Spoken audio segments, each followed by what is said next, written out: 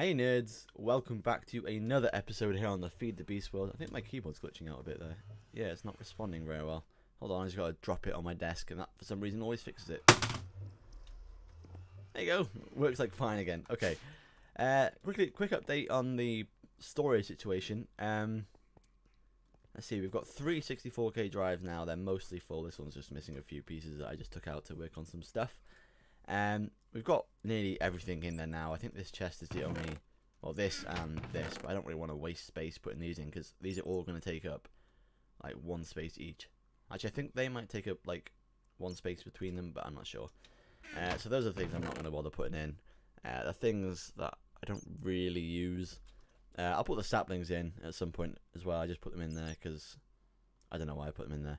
But most of the things in there are just things I'm not going to bother storing. And this is just stuff that's waiting to go in once I make another drive. As for the power situation, I fixed it for the most part last episode, but there was still a few, like if I went to the nether and came back, it would stop working again. And I think that was because it was being unloaded and that would break it. So I put a chunk loader here, and it seems to have fixed it for now. So fingers crossed that's still working. I've been to the nether and back and it's still been running, so yeah, it seems good. So I came back from a bee run to get some princesses. I'll show you. I had a few more than this, but I've had to use them because of what I'm about to show you now. We've got a bunch of these mystical princesses as well. I'm not sure what they do yet. It's a different side of the mod that I never touched on. It was magical bees, I think, and I never used them, so I'm not sure what to expect from them. And this thing is a valiant princess and a valiant drone. Now these are quite rare. There's a less than a 5% chance that you're going to get these when you break a hive. And I managed to get it twice, not from the same hive, from two different hives. I got the princess from one forest hive, and then a drone from the next hive I broke, which I think was a meadows. So that's incredibly lucky. And they give cocoa beans, so not incredibly useful, but also at the same time not useless and pretty cool. Now, as for these bees, we had a problem. I came over. You can see that they're all turned off at the moment. None of them are automated. I came over after I did my bees to check on them. And I noticed that none of them had a princess for some reason, and I'm not sure why. I'm still not sure why, actually.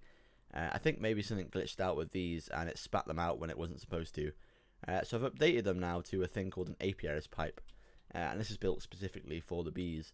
You can see that it's like all the things here, all the different channels. It's anything bees, so you can just have queens go through, purebred, nocturnal, pure nocturnal, stuff like that. Actually, I might change that to purebred bees. Yeah, I think that's better than any bees. Purebred bees. I'm not sure. I need to look up how I did these again because I can't actually quite remember at the moment. However, one more here to do. Purebred. There we go. So what I'm doing now is I'm trying to get back by just breeding all these drones with some of the the princesses I picked up. Basically, what in like layman's term is what I'm doing is I'm just spamming these forest bees with the DNA of the drones here until they eventually turn into a cultivated again. And I'm doing that with all of them except for these ones because I hadn't automated this one yet, so I still have the drone for that. This one I think is ready to be automated, and just we'll give it a go. We'll come back to this later in the episode, see if it's still working. So you can see it's pumping it out. That should hopefully. Wow, that's got a lot of combs. Ooh, I didn't check. I didn't keep. Yeah, it's going through. Brilliant. And this is good as well because I need this. I need stringy combs to make more apiarist pipes because you need propolis. So I can update those final two at the end of the episode or something. As for today's episode, we're going to be working on some Tesseract stuff. We want to finally see if we can make one of them. Just got to do a few things before then. So I will see you in just a minute. Okay, so the recipe for a Tesseract looked simple enough at first glance. However, I've looked into it a bit more now, and it's a little bit more complicated than I thought. So we've got a thing called Hardened Glass. That's easy enough to get. That is just some obsidian, pulverized obsidian, and a bit of lead. Easy enough to make, especially because we've got like a ton of obsidian from our quarries and from our turtles. However, there's a thing called an enderium ingot. I've never heard of this before. It uses enderium blend and pyrotheum dust.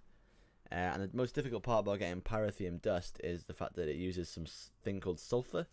I mean, you can't make sulfur. The only way you can make it is like an off product of doing other stuff in different machines, like in the pulverizer. If I pulverize coal, I've got a 10% chance of getting sulfur. So stuff like that. If I do blaze, I've got a 50% chance. I think that might be what we actually do here. You can do it through other machines as well, like the induction smelter. Actually, I might do that one because I don't really want to waste my blaze rods. I guess it's not a waste really. Yeah, we'll do blaze rods. It gives us the highest percentage. So I'm gonna get my blaze now, and we'll just set that to work while we make the other machine. So that should hopefully give us a bit of sulfur. No. Okay, brilliant. So I'm gonna have to go into the nether and get more blaze rods. Or I could actually. There's another way you can get it. There's a few different types of sulfur here. We've got to wait for the thermal expansion one. There. We're going to build ourselves an induction smelter. I'm just going to make some soul sand and some netherrack. I need this anyway. It's a machine that's quite useful. And while I'm at it, I'm going to build myself another machine called Fluid Transposer. Actually, no. We want a magma crucible, not that. What am I talking about? So to make this enderium dust, we need a resonant ender bucket, and to get that, we need a magma crucible to smelt down the ender pearls into resonant ender. So I'm going to go off and make these two machines now, and I'll be right back. Okay, so we've successfully built both the machines. You've got our magma crucible there, and the what's it called, induction smelter there. I'm just going to quickly get rid of all these extra configuration things. Just in case, I don't know, just in case our items disappear somewhere we don't want them to. We'll do the same on this one as well. Here we go. So we're going to do the induction smelter first. I went to the nether and farmed up plenty of soul sand, just so we will definitely get some sulfur from this. I bet we get it first time as well. Yeah, there it is. Okay. So now we need some blaze powder, which we have from our blaze that we smelted down trying to get the sulfur. We need some coal dust as well, which we can make easily enough in the pulverizer. And we need some gunpowder, if I remember correctly. No, redstone dust, sorry. Got that completely wrong. There we go. We should have some coal dust by now. Oh, and some sulfur. I didn't realize you get... Oh, wow. Okay, we were stupid. I didn't realize you could do that. We're going to make ourselves 2 pyrotheum dusts. What do I do with this?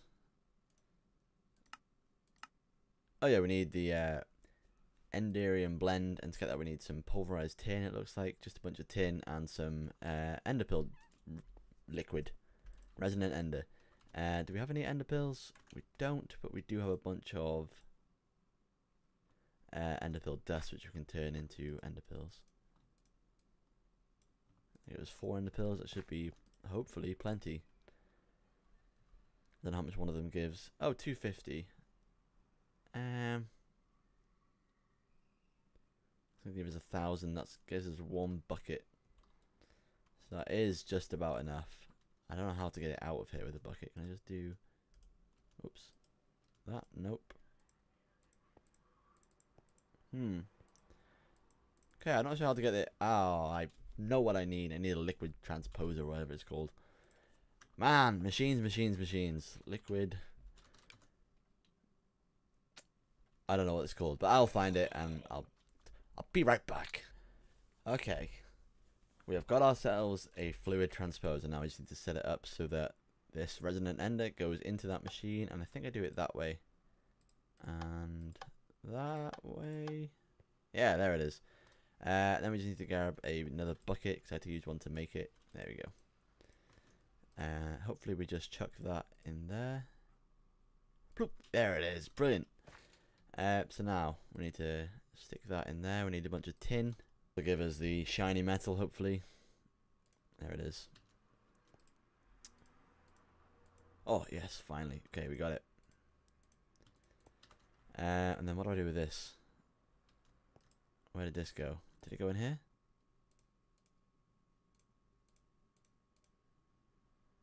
Yes, it did, finally. Looks like we're on our way.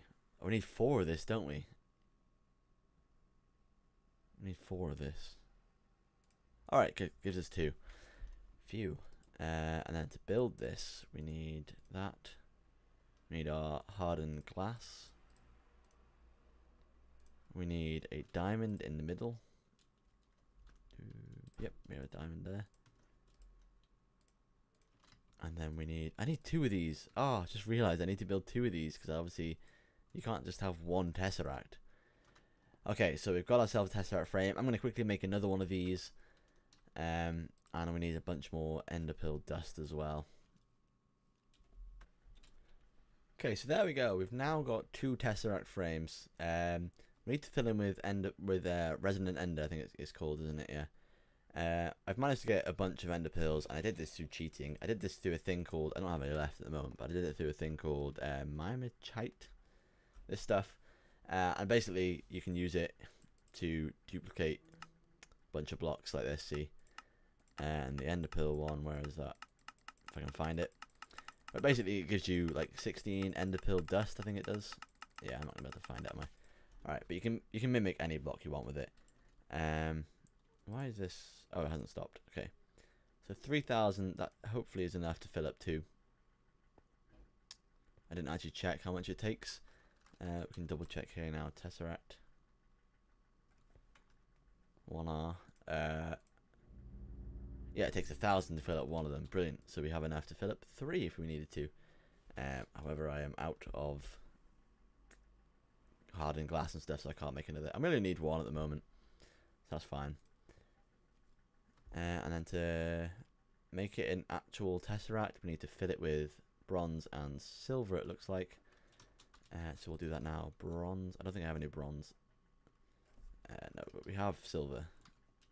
We need 8 silver blocks. 8 silvers.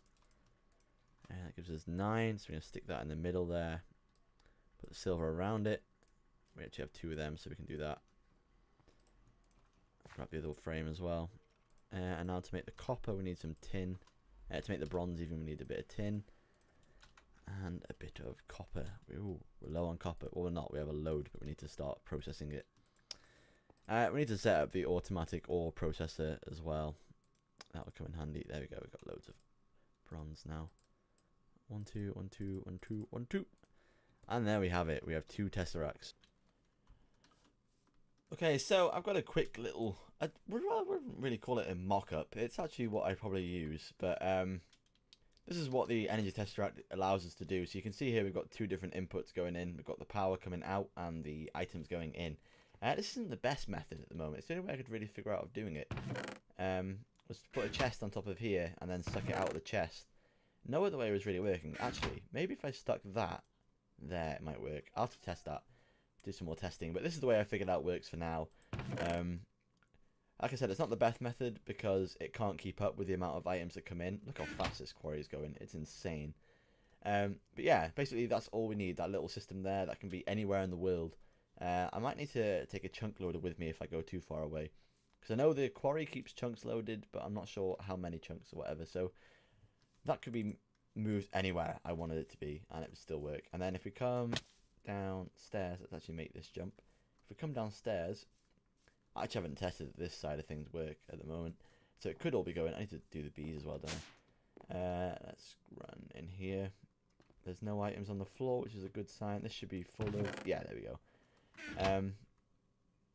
Because I don't have an import bus at the moment, I can't make this go straight into the machine. Not really a problem. I'll just take these and stick them in. I just wanted to test that it works, and it does work, so that's good. So I hope that you enjoyed this episode, guys. Next episode, we want to do some technical stuff. Obviously, we need more ender pearls to make more Tesseracts. So I want to try and work on a little bit of a farm. So that should be a bit more technically for you. I know the last few episodes have been crafting intensive, just as we get set up. So I will see you in the next episode, guys. Bye.